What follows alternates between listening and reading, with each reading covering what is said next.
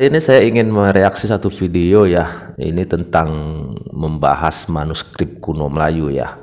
Yang sama-sama kita tahu Malaysia itu berburu ya, berburu manuskrip kuno. Caranya dengan membeli dari saudara-saudara kita yang ada di Riau ya, di Sumatera ya. Dan kalau tidak dikasih, mereka itu licik guys, dengan cara memfoto ya kan. Bangsa Indonesia ini sangat dirugikan karena mereka, niatan mereka untuk apa?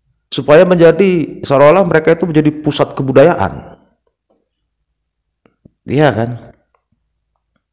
Jadi kita harus waspadai sebenarnya. Makanya ya saya harap pemerintah pusat ya dan daerah harus serius untuk melihat hal-hal seperti ini, jangan dianggap sepele. Karena apa ya, kita juga yang rugi kan gitu.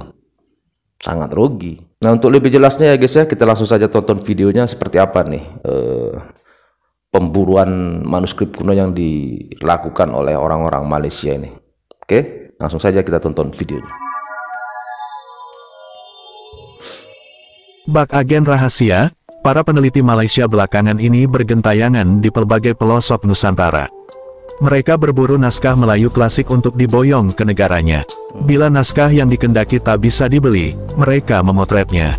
Pelaku lancung orang Malay yang mengaku sebagai bangsa serumpun itu terungkap dalam rapat kerja Asosiasi Budaya Tulis (ATL) di Jakarta, 10–11 Desember lalu. Ditengarai, ratusan naskah Melayu klasik dari Indonesia kini terbang ke Malaysia. Naskah-naskah tersebut oleh mereka dibuatkan situs tersendiri.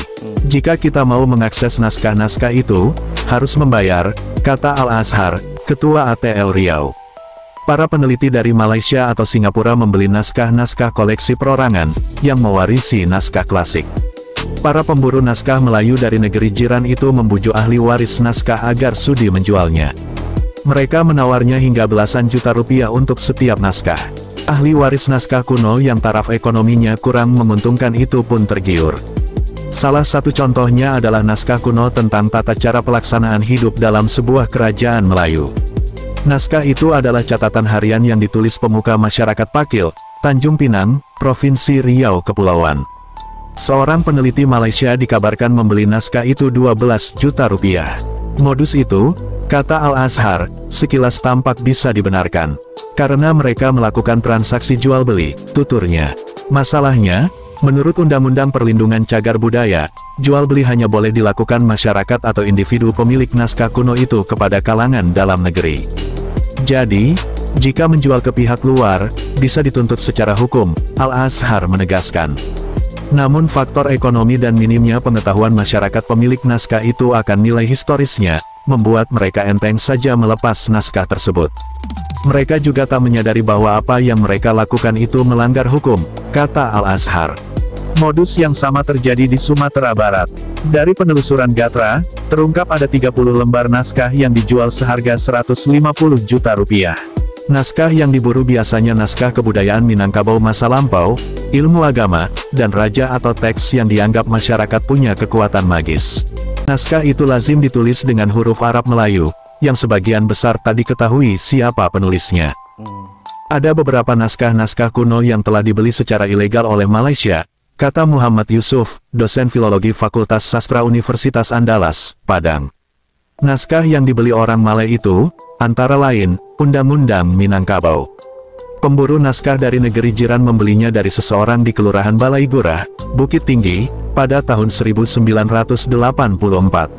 Di Malaysia, naskah itu ditulis ulang dengan aksara Latin oleh Profesor Dr. Umar Yunus, guru besar ilmu sastra University Malaya, yang kebetulan berasal dari Silingkang, Sumatera Barat, dan telah lama menjadi warga negara Malaysia. Kini naskah Undang-Undang Minangkabau itu menjadi koleksi Perpustakaan Nasional Malaysia. Di antara naskah yang diketahui sudah menyeberang ke Malaysia, yang paling berharga, kata Yusuf, adalah naskah tentang iluminasi. Naskah ini berisi berbagai lukisan dan gambar hiasan pinggir buku. Naskah itu berasal dari tahun 1770 atau abad ke-18. Menurut Yusuf, total ada 371 manuskrip Minangkabau yang berada di luar Sumatera Barat. Dari jumlah itu, 261 naskah ada di Belanda, 12 di Inggris, dan 19 di Jerman. Sisanya, 78 naskah, berada di Perpustakaan Nasional, Jakarta.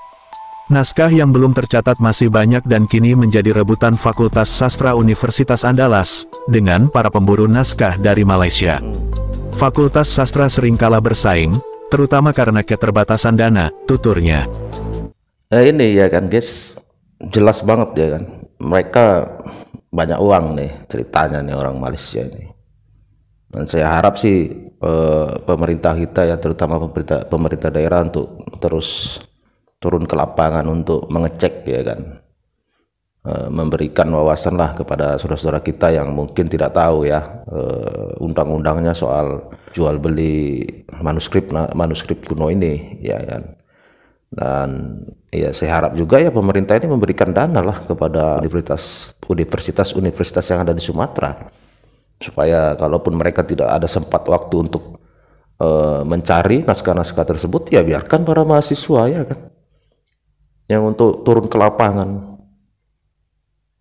dibantulah untuk dananya supaya manuskrip kuno kita ini aman, jangan sampai berpindah tangan apalagi ke Malaysia, karena mereka ini kan tidak mempunyai sejarah. Diburulah sejarah kita ini dari Indonesia ini, supaya apa? Supaya mereka bisa buat sejarah mereka, padahal semua sejarah yang ada di dia itu semua dari kitanya Indonesia ini. Inilah kelicikan mereka ya. Harusnya memang pemerintah kita ini jangan anggap sepele ya.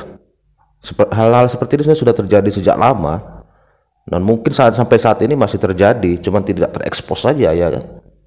Dan kita harap jangan sampai terjadi lagi lah. Lakukan pendekatan kepada para pemegang naskah kuno agar tetap memeliharanya. Misalnya, disediakan lemari, kotak, atau alat penyimpan yang lebih baik. Sebagian yang bisa dibeli Fakultas Sastra disimpan di perpustakaan fakultas. Pihak Museum Aditya Warman, Sumatera Barat, pun kini mulai getol memburu naskah tersebut jangan sampai jatuh ke tangan pemburu naskah dari Malaysia. Kami sangat mengharapkan Pemda Sumatera Barat turun mendukung perlindungan naskah ini, ujar Yusuf. Seorang peneliti naskah Melayu klasik dari Buton, Lanyampe, mengaku pernah menangkap basah seorang peneliti Malaysia yang bersama 7 rekannya memotret naskah-naskah Buton. Peneliti bergelar profesor itu, kata Lanyampe, akhirnya diusir. Tapi beberapa puluh naskah sempat mereka ambil, katanya. Jika cara itu tak manjur, mereka menempuh cara baik-baik, yaitu memintanya. Cara seperti ini ditempuh Malaysia untuk mendapatkan ratusan hasil penelitian budayawan Riau, Tenas Effendi, atas tradisi lisan dan naskah-naskah Melayu klasik yang dihimpun Tenas selama bertahun-tahun. Diakui Tenas, naskah-naskah itu memang diminta pihak Malaysia untuk dibuatkan situs tersendiri atas namanya. Karena naskah-naskah itu pula, Malaysia memberinya gelar Doktor Honoris Causa. Mereka tak mencuri naskah milik saya, kata Tenas. Cara ini juga ditempuh untuk mendapatkan 200-an naskah pantun Rantau Kopan, yang merupakan tradisi lisan masyarakat sekitar Sungai Rokan, Riau. Al-Azhar, sang pemilik naskah, merekam pantun-pantun itu pada 1990. Pantun-pantun tadi diminta Malaysia untuk situs budaya, 1 juta pantun. Meski perbuatan itu tak bisa dikategorikan mencuri, belakangan Al-Azhar sadar bahwa tindakannya berisiko. Pasalnya, pantun-pantun itu sama sekali belum dipatenkan. Suatu saat, bisa saja 200 pantun Rantau Kopan tersebut diklaim Malaysia sebagai miliknya, tuturnya dengan nada khawatir. Mengapa Malaysia begitu getol berburu naskah-naskah kuno itu? Menurut Muhammad Yusuf, Malaysia memang berambisi menjadi pusat Melayu dan pusat Islam. Ia menduga, gerakan itu juga sejalan dengan gerakan dunia Melayu Islam, yang berpusat di sana. Dengan demikian, orang yang mau belajar tentang Melayu harus belajar di Malaysia, kata Yusuf. Ketika berkunjung ke Kuala Lumpur, Malaysia, 2 pekan lalu, Gatra menangkap kesan itu. Beberapa tokoh setempat yang ditemui Gatra menyebut nenek moyang mereka adalah orang Melayu. Termasuk orang Melayu yang ada di Indonesia, menurut mereka, berasal dari Malaysia. Uniknya, ketika ditanya tentang prototipe orang Melayu dan asal bahasa Melayu, mereka kesulitan menjelaskannya. Mengingat ambisi menggebu Malaysia yang tanpa malu itu, Al-Azhar meminta pemerintah melakukan penyelamatan warisan budaya bangsa, terutama naskah lisan di Riau dan wilayah Indonesia lainnya. Naskah lisan akan mudah diklaim karena tidak ada catatan yang menyatakan itu hak warisan Riau, katanya. Ancaman itu, menurut dia, sangat nyata. Pada saat ini, Di Riau ada 12 melodi naskah lisan, sedangkan Malaysia memiliki 3 melodi sejenis. Jadi, ada 9 melodi yang tidak ada di Malaysia, tuturnya. Tapi, jika hal ini dibiarkan, bukan tak mungkin suatu saat 12 melodi itu diklaim sebagai milik Malaysia. Sama-sama kita lihat lah ya kan, liciknya minta ampun ya. Aslinya sebenarnya sejarahnya Malaysia itu ya, semua itu berasal dari Indonesia. Tetapi itu tadi dia ingin menunjukkan bahwa seperti yang dikatakan tadi, ingin mengatakan bahwa Melayu ini berasal dari mereka sana. Kan kebolak-balik. Seolah-olah kebudayaan Melayu itu pusatnya di sana. Itu kan aneh, bin ajaib. Ya dengan caranya seperti itulah mereka berburu itu semua manuskrip kuno yang ada di Indonesia. Ya kita berharap kepada pemerintah ya, pemerintah pusat dan daerah untuk betul-betul melindungi lah manuskrip kuno yang ada di Indonesia ini. Karena kalau ini sampai betul-betul hilang, habis musnah, itu kita sendiri yang akan rugi. Ya, saya harap pemerintah daerah ya memberikan dana lah, sokongan dana lah kepada mereka. Kalaupun memang ada pemilik-pemilik manuskrip kuno yang mau menjual ya kan. Dan semoga juga pemerintah daerah juga memberi wawasan pengetahuan kepada masyarakat umum supaya itu sebenarnya dilarang kalau dilihat dari undang-undang kita ya. Boleh dijual asal sesama kita orang Indonesia. Tapi kalau sudah di luar orang Indonesia itu ada undang-undangnya sendiri ya, ada hukumnya sendiri. Tetapi ya kita harus maklum namanya rakyat kan, ya nggak tahu, banyak nggak tahunya ya kan, banyak yang tidak mengerti.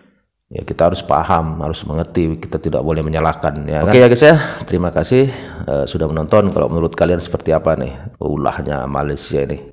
Kasih komentar guys ya. Jika video ini bermanfaat bagi banyak orang, silakan dibagikan ya guys ya.